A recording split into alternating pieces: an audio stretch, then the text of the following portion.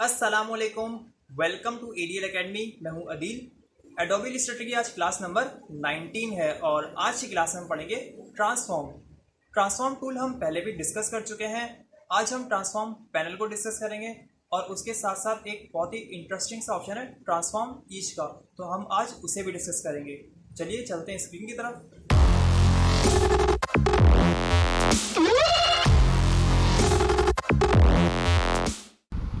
किसी भी ऑब्जेक्ट को ट्रांसफॉर्म करने के लिए हम यहाँ से मैनुअली ट्रांसफॉर्मेशन करते थे पहले। जैसे कि मैंने कोई ऑब्जेक्ट बनाया, ठीक है, और इसको मैंने रिसाइज़ कर लिया या रोटेट कर रहा हूँ, तो ये हम मैनुअली करते हैं। तो इसको प्रॉपर करने के लिए हमारे पास ट्रांसफॉर्म का एक पैनल है। तो उसके लिए मैं यहाँ पर आया विंडो में और यहाँ पर देखें ये ट्रांसफॉर्म पैनल, जिसकी शॉर्टकट की शिफ्ट F8। ये आपके सामने ट्रांसफॉर्म पैनल आ गया। अब मैंने यहाँ पर एक स्क्वायर ड्रॉ कर लिया। अब देखें जैसे ही मैंने यहाँ पर स्क्वायर ड्रॉ करा तो देखें यहाँ पर ये ट्रांसफॉर्म पैनल में देखें सब एक्टिव हो गए, और जब ये नहीं था तो एक्टिव नहीं थे। अब देखें यहाँ पर सारी चीज़ें जो है हम प्रॉपर मैनेज कर सकते हैं। जैसे सबसे पहले यहाँ पर देखें दिया हुआ है एक्स एक्सिस।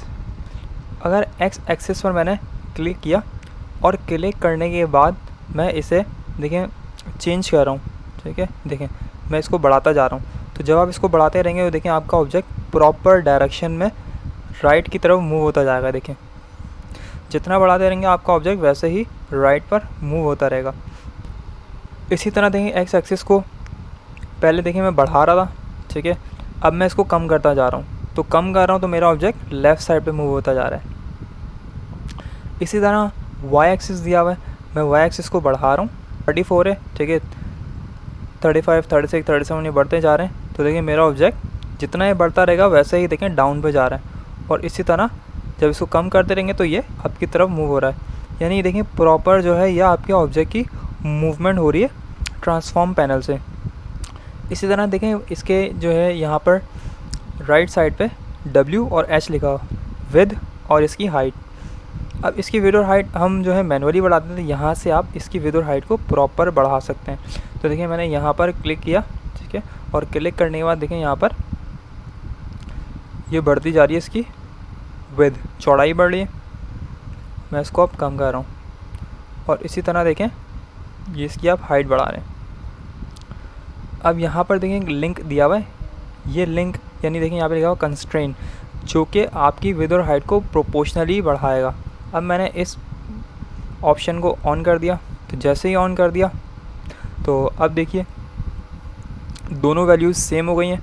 और अब देखें आपका ऑब्जेक्ट की विद और हाइट दोनों प्रॉपर बढ़ रही है। देखें इसी तरह कम भी हो रही है।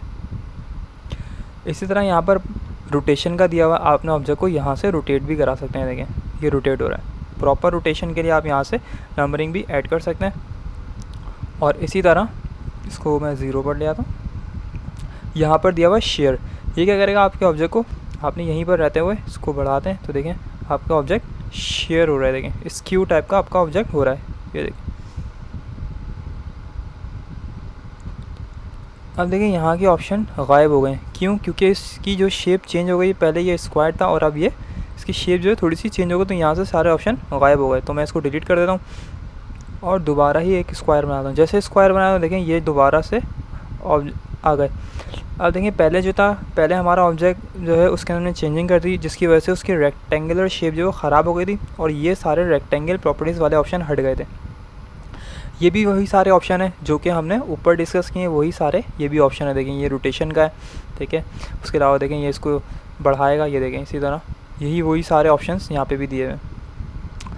उसके अलावा देखें यहाँ पर कुछ कॉर्नर्स के रिलेटेड ऑप्शन दिए हुए हैं। देखिए मैं एक कॉर्नर में मैंने क्लिक किया और मैं इसको चेंज कर रहा हूँ। तो देखें अभी इसके लिंक ऑन हुआ हुआ है और देखें चारों कोने जो हैं इसके कॉर्नर राउंड होते जा रहे हैं। ये देखें मैं इसको दोबारा 0 पर ले आया। इस ऑब्जेक्ट को मैं थोड़ा सा बड़ा कर लेता हूँ। ऑलराइट, अब देखिए ऑब्जेक्ट को सिलेक्ट किया, ठीक है। अभी ये रेक्टेंगल है तो रेक्टेंगल की प्रॉपर्टीज़ यहाँ पर आ जाएंगी, ये आ गई। अब देखें यहाँ पर लिंक लगा हुआ, पहले मैं लिंक को हटा देता हूँ। ये लिंक के आगे देखें यहाँ पे छोटा सा एक स्लैश आ गया है ना यहाँ पर, ये देखें, ठीक है, एक छोटा सा निशान आ रहा है, इसका मतलब अभी ये बंद कर दिया ना, इस ऑप्शन को क्लोज़ कर दिया। और अब ये देखें मैं इसका सिर्फ जो है इसका अप वाला जो लेफ़्ट कॉर्नर है उसको देखें मैं राउंड कर रहा हूँ, देखें राउंड होता जा रहा है, प्रॉपर राउंड हो रहा है, देखें। इसी तरह मैं इसको सही कर दिया, सही। इसी तरह मैं जब लिंक जो है इसका स्लैश हट गया, अब ये चारों मैं किसी भी एक को जो है बढ़ाऊँगा तो देखें चारों कॉर्नर राउंड हो रहे हैं। इसी तरह देखें ये बढ़ा रहे हैं और ये कम करके दोबारा मैं 0 पे ले आया। अब देखें स्केल कॉर्नर्स दिए हुए हैं। स्केल कॉर्नर्स क्या होते हैं, जैसे कि मैंने इसके कॉर्नर्स जो है, अब देखें मैं यहाँ अगर यहाँ पर आकर इस अपने माउस से स्क्रॉलिंग कर रहा हूँ तो पेज अप डाउन होगा, तो आप यहाँ पर आकर अपने माउस से स्क्रॉलिंग करेंगे तो ये अप और डाउन हो रहे हैं, सही। अब स्केल कॉर्नर मैंने यहाँ पे क्लिक कर दिया और क्लिक करने के बाद इसके कॉर्नर्स राउंड कर दिए। राउंड करने के बाद अब देखें मैंने इसका जो साइज़ है वो मैंने बढ़ा दिया। अब देखें जब मैंने इसका साइज़ बढ़ाया तो इसके जो राउंड जो मैंने कॉर्नर किए थे वो उनमें कोई भी चेंजिंग्स नहीं आ रही। इसी तरह देखें मैं कम कर रहा हूँ इसका साइज़, तो देखें ये कम हुआ, ये इसके राउंड ज़्यादा हुआ है। और छोटा साइज़ कर दिया और देखें इसका राउंड एकदम राउंड होता जा रहा है, सही। इसी तरह जब अगर मैं इस ऑप्शन को चेक कर दूंगा, ठीक है, मैंने इसको ऑन कर दिया, तो अब देखिए ये जितना राउंड हुआ उतना मज़ीद राउंड होता जा रहा है, देखें, जबकि पहले ऐसा नहीं था। इसको मैंने फ़िलहाल हटा दिया, ठीक है। इसके कॉर्नर बहुत ज़्यादा राउंड है, मैं इसके जो है राउंड जो है कम कर रहा हूँ, सही। और इसको और छोटा कर लेता हूँ और मज़ीद इसके, अब इसके राउंड देखिएगा, मैंने इस ऑप्शन को ओपन कर दिया और अब इसका राउंड देखें, ये देखें इसके साथ साथ बढ़ता जा रहा है, देखें, सही है। और अब मैंने इसको, और अब देखें अब ये नहीं बढ़ेगा, वैसा का वैसा ही रहेगा, देखें। इस तरह स्केल स्ट्रोक एंड इफेक्ट दिया हुआ है। आपके जो स्केल पे स्ट्रोक लगा हुआ होगा वही स्ट्रोक जो है रिसाइजिंग के साथ बढ़ता रहेगा। अभी जो है इसके अंदर चेंजिंग्स नहीं आ रही। इसके लिए मैं यहाँ पर आकर स्ट्रोक ओपन कर लेता हूँ, तो यहाँ पर आकर स्ट्रोक ओपन कर लिया और यहाँ पे आकर अभी देखें इस पर 1 पिक्सल का स्ट्रोक लगा हुआ है, सही। और अभी देखिए मैं इसको बढ़ा रहा हूँ तो इसमें कोई भी स्ट्रोक में चेंजिंग्स नहीं आ रही हैं। और मैंने इस ऑप्शन को ऑन कर लिया, तो अब देखिए इसका स्ट्रोक कम होता जा रहा है, देखें 0 पे आ गया है। और मैं इसको मज़ीद बड़ा कर रहा हूँ तो देखें इसका स्ट्रोक 1.1 हो गया। इसको छोटा कर लेता हूँ और इसको बंद कर दिया। अब इसका स्ट्रोक देखें, मैं यहाँ पर आकर अभी इसका स्ट्रोक जो लगा हुआ है 0.2 लगा हुआ है, मैंने इसको ऑन कर दिया तो देखें इसका स्ट्रोक भी 1.4 तक चला गया। इसी तरह देखें यहाँ पर मैंने इसको क्लोज़ कर दिया और इसी को हटा दिया। अब मैंने यहाँ पर रेक्टेंगल की जगह यहाँ पर एलिप्स बना दिया, ठीक है, यहाँ पर एलिप्स बना दिया। और अब देखें प्रॉपर्टीज़ चेंज हो गई हैं, अब यहाँ पर एलिप्स प्रॉपर्टीज़ आ रही हैं। तो एलिप्स प्रॉपर्टीज़ में भी वही रोटेशन है और एलिप्स जो है उसके कॉर्नर्स तो होते ही नहीं है, तो यहाँ पर जो है इसके जो है पाई से रिलेटेड ऑप्शन आ रहे हैं, देखें पाई स्टार्ट एंगल। तो यहाँ से आप इसको देखें ये पाई भी कर सकते हैं, ठीक है। 0 कर देते हैं इसको।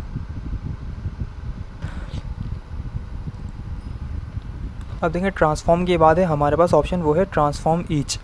ट्रांसफॉर्म ईच हम कब यूज़ करते हैं, देखें मैंने यहाँ पर कोई भी एक शेप बना ली और शेप बनाने के बाद मैंने उसकी कॉपी ले ली और कंट्रोल D से ये रिपीट कर दी और इन्हें भी मैंने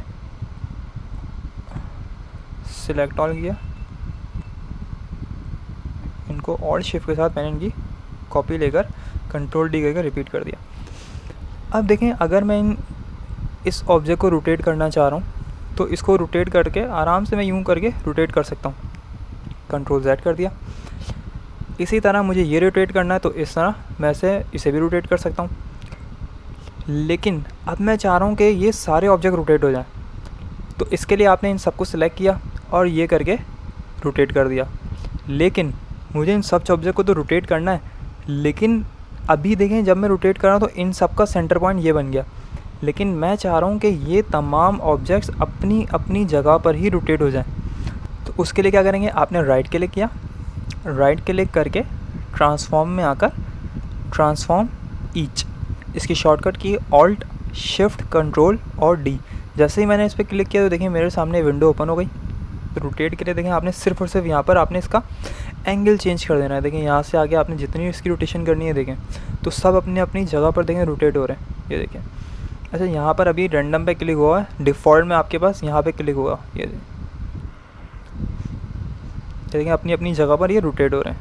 ये हटा दिया है मैंने, तो देखें ये अब डिफ़ॉल्ट वाली विंडो मैंने कर दी है, ठीक है। अगर आप इनको जो इसमें कोई ना कोई चेंजिंग्स करेंगे तो चेंजिंग करने के बाद जो आप लास्ट चेंजिंग करते हैं वो इसमें सेव हो जाती है और नेक्स्ट टाइम में वही इसके ऑब्जेक्ट में अप्लाई हो जाती है। तो देखें सारे ऑब्जेक्ट अपनी अपनी जगह पर रोटेट हो गए। इस ये देखें मैं एंगल चेंज कर रहा हूँ, देखें चेंज हो रहा था यार, देखें कितना ज़बरदस्त सा डिज़ाइन टाइप का बन रहा है। देखें जो भी चेंज करना है, चेंज करने के साथ आप यहाँ पर कॉपी कर दें। तो जैसे ही आपने कॉपी करा देखें आपको एक कॉपी मिल गई, तो देखें एक डिज़ाइन टाइप का बन गया। अब मैं कंट्रोल डी करके इसको रिपीट कर रहा हूँ, देखें कॉपी ज़्यादा आ रही है मज़ीद। तो देखें किस तरह से आपके पास एक डिज़ाइन टाइप का बन गया।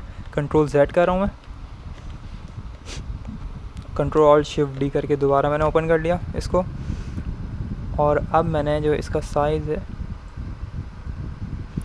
वो मैंने इतना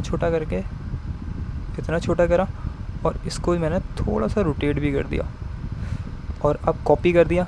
तो देखें कंट्रोल डी किया, ये देखें किस तरह के अलग अलग आप यहाँ पे डिज़ाइंस भी बना सकते हैं। दोबारा मैंने कंट्रोल जेड कर रहा हूँ, कंट्रोल ऑल्ट शिफ्ट डी करके यही विंडो ओपन की। दोबारा मैंने इसे 100% कर दिया और इसे भी 100 कर दिया और एंगल मैंने इसका 0 कर दिया। डिफ़ॉल्ट वाली कंडीशन में आ गई है।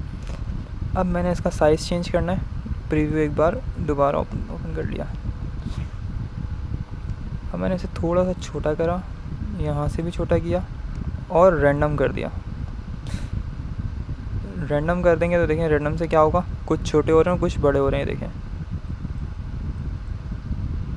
ये देखें। और कॉपी कर दी तो ये देखिए किस तरह से वापस बन गया। देखें कंट्रोल जेड कर रहा हूँ मैं और अब मैं कंट्रोल डी करके रिपीट करता रहूँ तो देखिए अभी दोबारा कंट्रोल जेड कर रहा हूँ मैं। अच्छा, अभी हमारे पास जो इसमें स्ट्रोक ज़्यादा लगा हुआ है तभी हमें डिज़ाइंस में इतना ज़्यादा अच्छा रिज़ल्ट नज़र नहीं आ रहा, तो मैं इसका जो स्ट्रोक है वो दोबारा से कम कर देता हूँ इसका स्ट्रोक।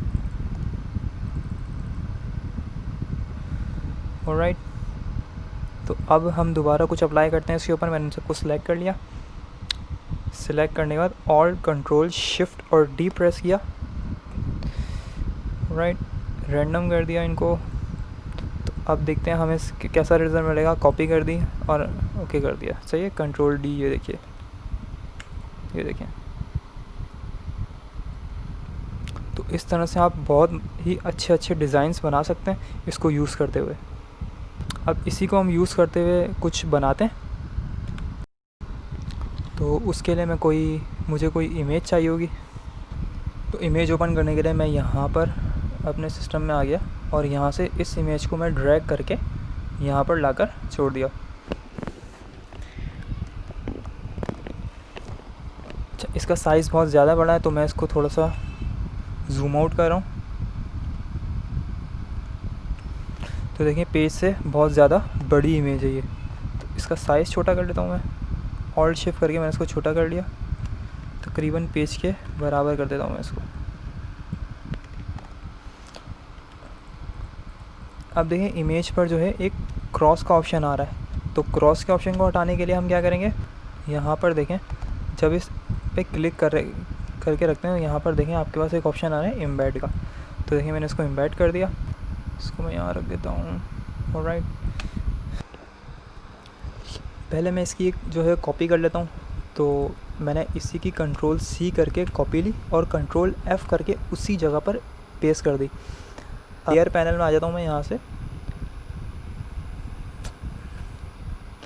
लेयर पैनल मैंने ओपन कर लिया अपने पास, और यहाँ पर देखें हमारे पास ये 2 इमेजेस हैं। एक इमेज को मैंने हाइड कर दिया और दूसरी इमेज के लिए मैंने क्या करना है, मैंने इसकी पेन टूल से कटिंग करके उसको मास्क करना है। तो मैं इसको जूम कर लेता हूँ और अब मैं पेन टूल से कटिंग करना स्टार्ट कर रहा हूँ। लेकिन उससे पहले मैंने क्या करना है, रूलर ओपन करना है, तो कंट्रोल R प्रेस किया, यहाँ पे रूलर आ गया और यहाँ पर मैंने एक गाइडलाइन लेनी है इसके सेंटर में। और गाइडलाइन लेने के बाद मैंने इसकी कटिंग करनी है, तो मुझे इसे पेन टूल से काटना है, तो मैंने यहाँ से पेन टूल सेलेक्ट कर लिया और यहाँ से मैं कटिंग करना स्टार्ट कर रहा हूँ।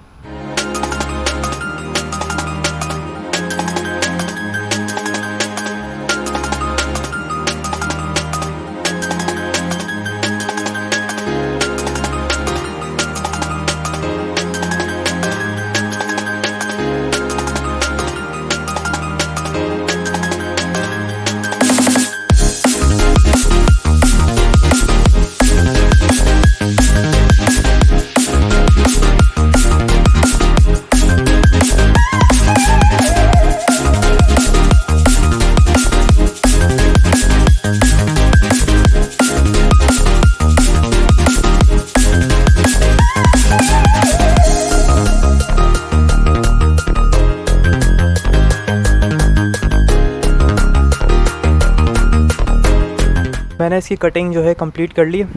अब मैं क्या करूँगा, इसे जो है ये जो मैंने कटिंग किया है पार्ट, इसे इस इमेज के साथ मैं मास्क करूँगा। तो मास्किंग करने के लिए क्या करना है, मैंने इस पार्ट को सिलेक्ट किया,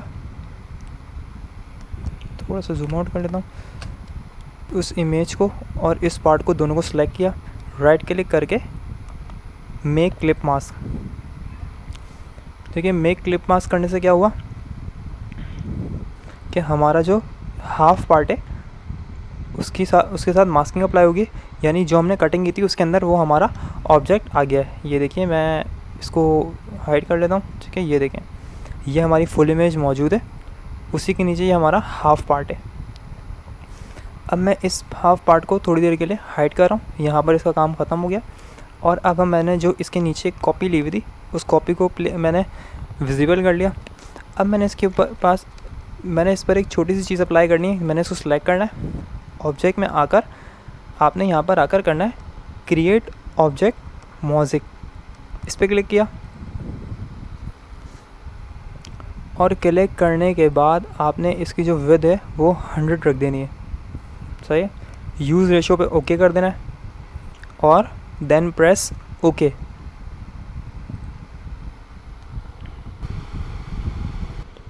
अब देखें इस ऑप्शन ने क्या किया, हमें जो है हमारे ऑब्जेक्ट को छोटे छोटे बॉक्सेस में कन्वर्ट कर दिया, यानी जो पिक्सल होते हैं ना उस टाइप का हमारा ऑब्जेक्ट जो है वो बन गया। तो देखिए मैं इसको जूम कर रहा हूँ, तो देखिए आपको यहाँ पर छोटे छोटे बॉक्सेस नज़र आएंगे। मैं देखिए जूम करके दिखा रहा हूँ, ये देखिए बॉक्सेस में इसने हमें कन्वर्ट कर दिया।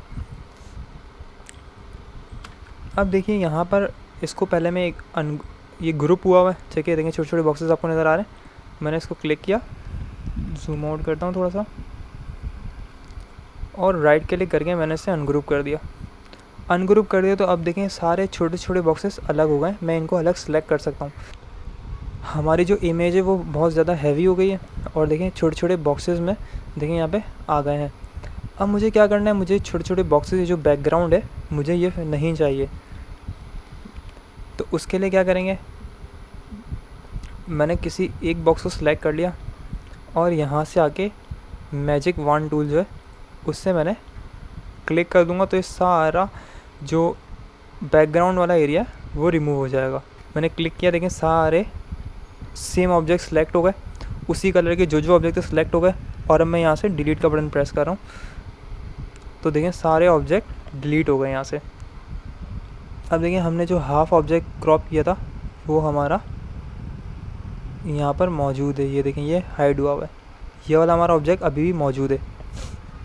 अब हमने क्या करना है, ये अप्लाई करने के बाद मैंने इसको विजिबल किया, ठीक है।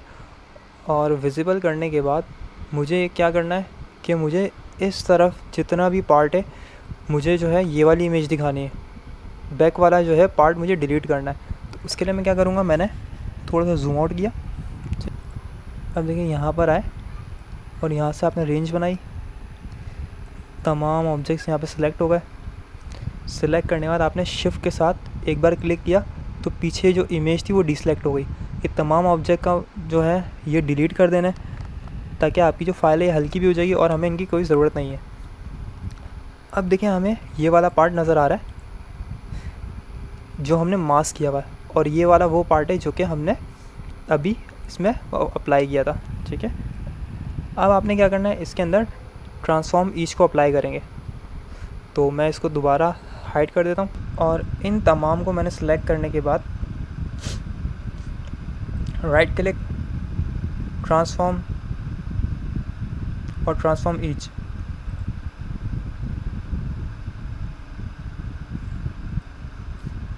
ठीक है, इनको मैंने 100 रन दिया, इनको भी 100, इसको 200, इसको 20 पे रख दिया, और इसका एंगल 90, और रिफ्लेक्शन जो है मैंने हटा के रिफ्लेक्शन भी रन दें।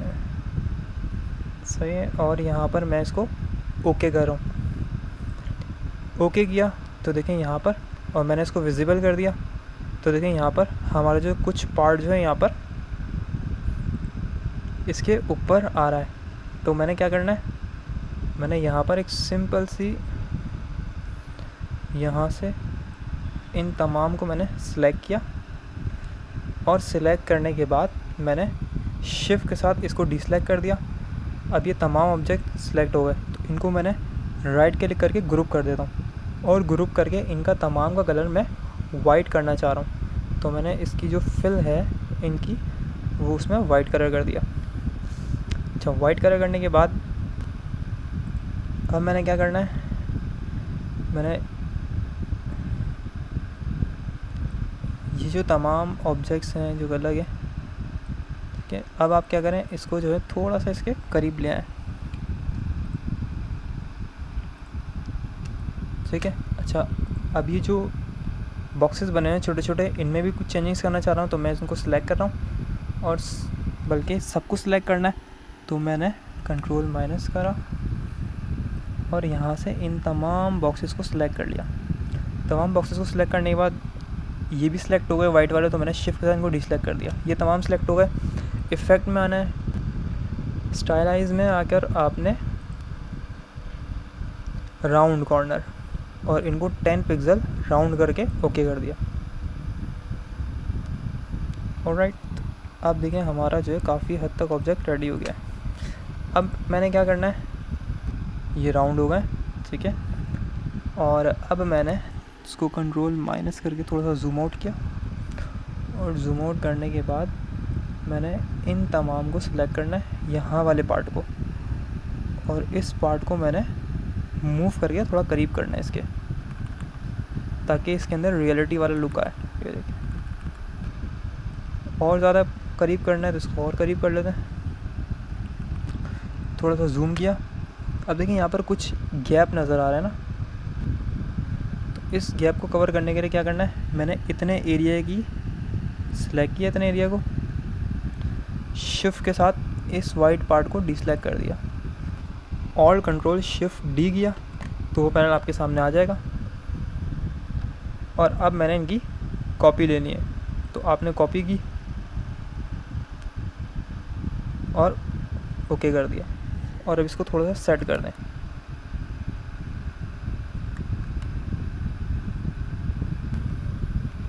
तो देखिए हमारा ऑब्जेक्ट जो है रेडी हो गया है। देखिए,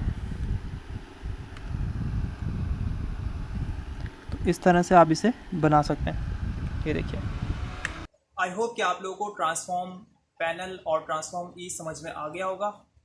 उसके अलावा अब जो है एडोबी इलस्ट्रेटर की बस ये कुछ लास्ट क्लासेस हैं। माइट भी पॉसिबल कि ये लास्ट क्लास हो या इसके बाद 1-2 क्लासेस और हों। हमने मैक्सिमम जो है एडोबी इलस्ट्रेटर कवर कर लिया है। उसके अलावा वीडियो पसंद आई तो लाइक करें, और साथ में सब्सक्राइब नहीं किया तो सब्सक्राइब भी कर लें।